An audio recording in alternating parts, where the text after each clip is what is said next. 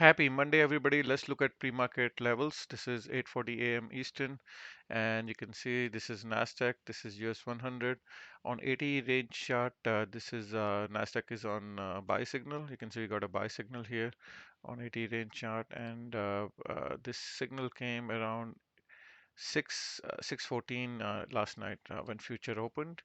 And this is the longer term chart, and this is 100 range chart.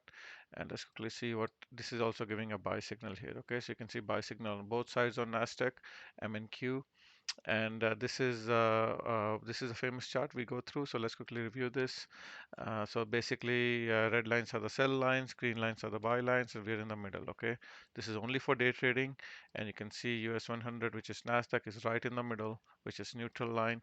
So now the levels here are, if it goes to 17,527, which is from here, futures where we are right now, around 0.55%, that's an ideal sell zone. And if it goes from where we are right now to bottom around 17,347, that's the idea you want to buy. So where we are right now, you can look into triple Qs, and triple Qs, you can see pre-market almost flat. So if it goes 0.5% higher, that's a sell zone, and if it goes 0.5% lower, then that's a buy zone. All right. S&P 500 is also in the middle, which is neutral zone. We usually don't do anything in the middle, which is neutral zone. We wait for either price to go to the sell zone to sell or short, or we wait for it to go into the buy zone, which is green lines to buy, okay, or go long. So right now it's in the middle. So 4903 is the sell zone and 4870 is the buy zone. Now the levels on MES are a little bit different. So 4932, so it's like about 30 points different, okay? So 30 points above 4932 compared to US 500, which is sell zone, and 4895 is the buy zone, and MNQ the levels are 17,648 and up sell zone, and 17,454 and below is the buy zone. All right, Dow Jones is also coming closer to neutral zone, which is the white line.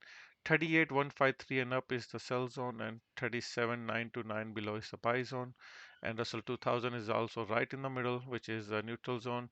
The levels are 1990 and up is a sell zone, and 1965 and below is the buy zone. All right, gold.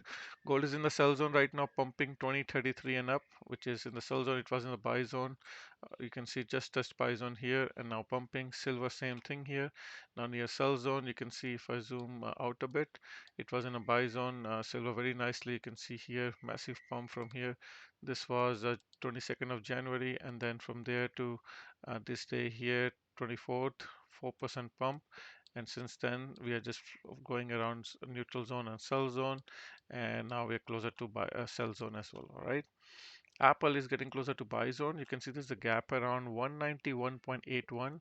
I think they want to fill that gap today. So earnings is later this week, Thursday. So I think they will fill this gap today. I think that could be a good buy, 191.18. So from where we are right now, actually where we closed, so it's only about like 0.2% lower, so it should sell. Pfizer for long term, I think it's very good level tonight, early morning tomorrow is earnings.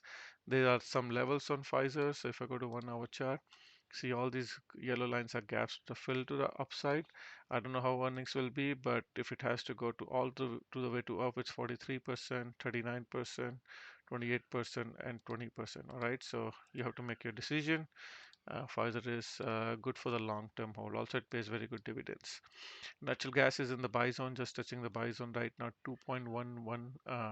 This is the buy zone, just touching. Crude oil, just going down from the sell zone, massive pullback from the sell zone, now going towards buy zone, 76.58 and below, look to buy. Dollar.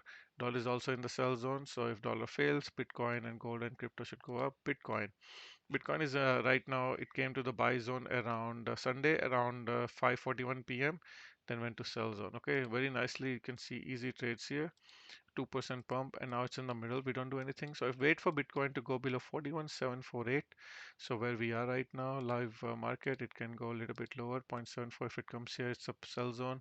Ethereum is already in the buy zone. Okay, this is where you want to buy Ethereum 2246. It's in the green line, good time to buy. And if I show you BTC futures, right now they're also in the sell zone, and Ethereum, they're in the neutral zone. All right, so that's for crypto. Hang Seng Index, China. In the neutral zone, nothing to do here. China, wait for it, try to go below 15,872 to buy or 16,272 to sell. All right. That's it for today. Let's quickly see commodities. Copper in the neutral line went from buy zone to neutral line. Soya beans in the buy zone. Sugar in the neutral line. Wheat in the buy zone. Corn in the buy zone. So you can see all these commodities are in the buy zone. Let's look at stocks.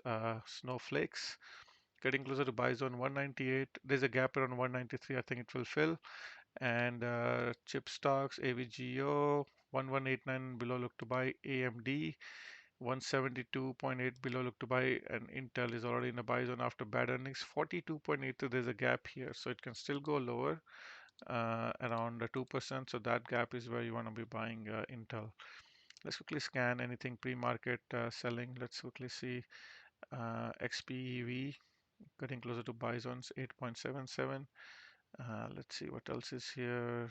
Quickly scan Adobe, ADBE in the neutral line. Healthcare stocks are looking okay.